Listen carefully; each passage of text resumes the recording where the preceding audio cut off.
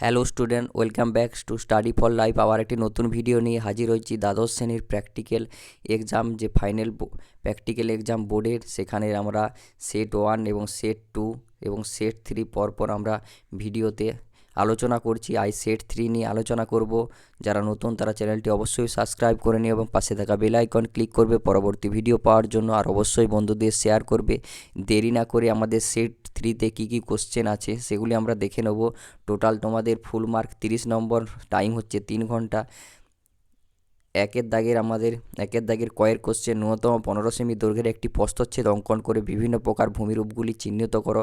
এটা হচ্ছে সেট 1এও ছিল, সেট 2তেও ছিল এবং সেট 3তেও আছে। নেক্সট কোশ্চেন আমরা যাব একের খ, এই মানচিত্রে ভূপ্রকৃতি ও পরিবহন ব্যবস্থার মধ্যে সম্পর্ক আলোচনা করো।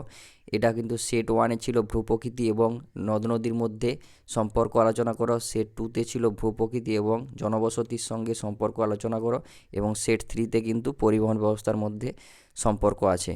নেক্সট কোশ্চেন, গয়ের দাগের ট্রপোগ্রাফিক্যাল মানচিত্রে নিত্যবাহ ও অনিত্যবাহ নদী কী রঙে দেখানো হয়েছে সেটা, তাহলে 3+4+1।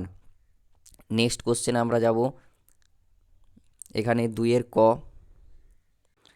এখানে 2-এর ক 1:7,50,00,000 স্কেলে ব্যবধানের 10 ডিগ্রি ব্যবধানে 40 ডিগ্রি উত্তর অক্ষাংশ থেকে 40 ডিগ্রি দক্ষিণ অক্ষাংশ পর্যন্ত এবং 40 ডিগ্রি পশ্চিম দ্রাঘিমা থেকে 40 ডিগ্রি পূর্ব দ্রাঘিমা পর্যন্ত অঞ্চলের একটি সমক্ষেত্রফল বিশিষ্ট বেলন অভিক্ষেপ অঙ্কন করতে হবে। ঠিক আছে, তাহলে 2-এর ক্ষয়ের কোশ্চেন হচ্ছে ইউরোপ মহাদেশ দেখানোর জন্য কোন মানচিত্র অভিক্ষেপ প্রযোজ্য। নেক্সট কোশ্চেনে আমরা যাব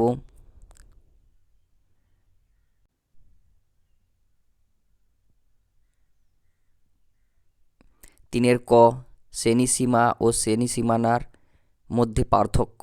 এটা হচ্ছে 1 নম্বরের কোশ্চেন। আর 3-এর খ, প্রদত্ত পরিসংখ্যান বিভাজন তালিকার ভিত্তি করে একটি ক্রমযৌগিক পরিসংখ্যান রেখা অঙ্কন করো। সেখানে জনঘনত্ব দেয়া আছে প্রতি বর্গ কিলোমিটারে আর রাজ্যের সংখ্যা দেয়া আছে। ঠিক আছে, সেটা হচ্ছে 5 নম্বর।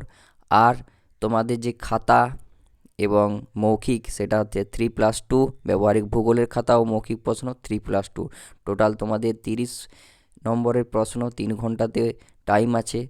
আর পরবর্তী ভিডিওতে আমি সেট 1, সেট 2 এবং সেট 3-র সমস্ত উত্তর সহ আলোচনা করব। যারা নতুন অবশ্যই চ্যানেলটি সাবস্ক্রাইব করে নেওয়া, পাশে থাকা বেল আইকন ক্লিক করবে পরবর্তী ভিডিও পাওয়ার জন্য। আর অবশ্যই বন্ধুদের শেয়ার করবে। ধন্যবাদ।